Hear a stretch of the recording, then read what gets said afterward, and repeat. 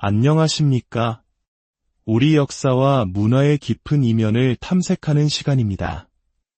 이야기를 시작하기에 앞서 저희가 전해드리는 깊이 있는 분석과 통찰에 귀 기울여주시는 모든 분들께 감사의 말씀을 전합니다. 여러분의 구독과 좋아요는 저희가 진실을 향한 여정을 계속할 수 있게 하는 가장 큰 힘이 됩니다.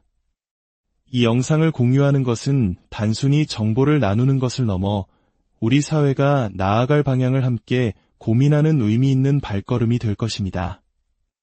여러분의 가정에 늘 평안과 은총이 가득하기를 기원하며 오늘의 이야기를 시작하겠습니다. 역사의 흐름 속에는 권력의 가장 높은 곳에서 가장 깊은 나락으로 떨어지는 인물들의 이야기가 존재합니다. 오늘 우리는 한때 국가의 최고 지도자였던 한 남자와 그의 곁을 지켰던 한 여성, 윤석열 전 대통령과 김건희 씨의 이야기를 통해 권력의 본질과 인간의 욕망, 그리고 운명의 엇갈림에 대해 이야기해보고자 합니다. 차가운 구치소의 벽 안에서 한때 대한민국을 이끌었던 대통령은 침묵으로 저항하고 있습니다. 그는 재판 출석을 거부하며 속옷 바람으로 버틴다는 이야기까지 나올 정도로 완강한 태도를 보이고 있습니다. 어차피 내려질 판결이 무기징역 혹은 그에 준하는 중형일 것이라는 예측 속에서 법정에 서는 것 자체가 무의미하다고 판단한 것일지도 모릅니다. 이러한 그의 저항은 단순히 법적 절차에 대한 거부를 넘어 마지막 남은 지지자들에게 무너지지 않는 모습을 보여주려는 처절한 몸부림으로 해석될 수 있습니다. 또한 자신이 사랑했던 아내 김건희 씨를 보호하기 위한 마지막 방패가 되려는 의지의 표현일 수도 있습니다. 한때 법의 이름으로 정의를 집행했던 검사 출신 대통령이 이제는 법의 심판대 앞에서 고개를 돌리고 있는 이 아이러니한 상황은 많은 것을 시사합니다. 그렇다면 이 비극의 또 다른 중심인물, 김건희 씨는 어떤 인물일까요?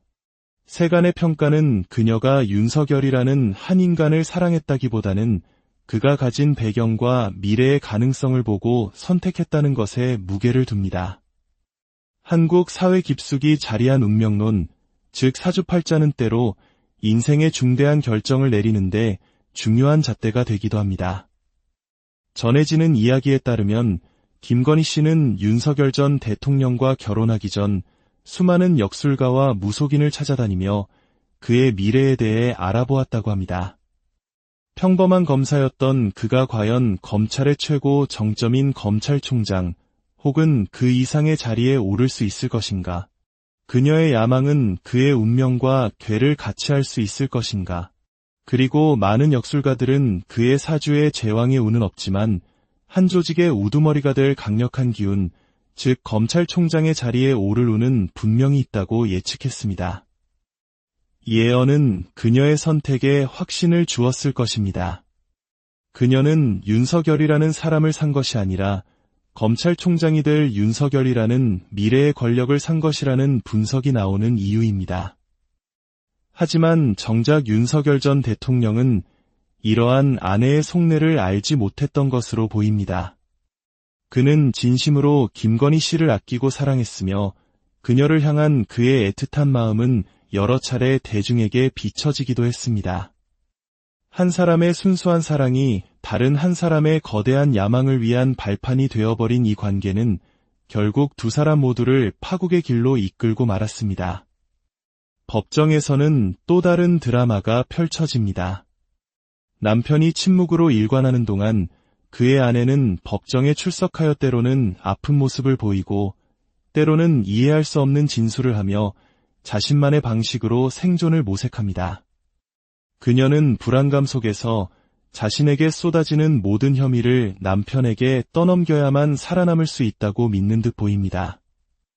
하나라도 더 남편의 탓으로 돌려야 자신의 형량이 줄어들 것이라는 절박함이 그녀의 모든 행동에서 묻어납니다.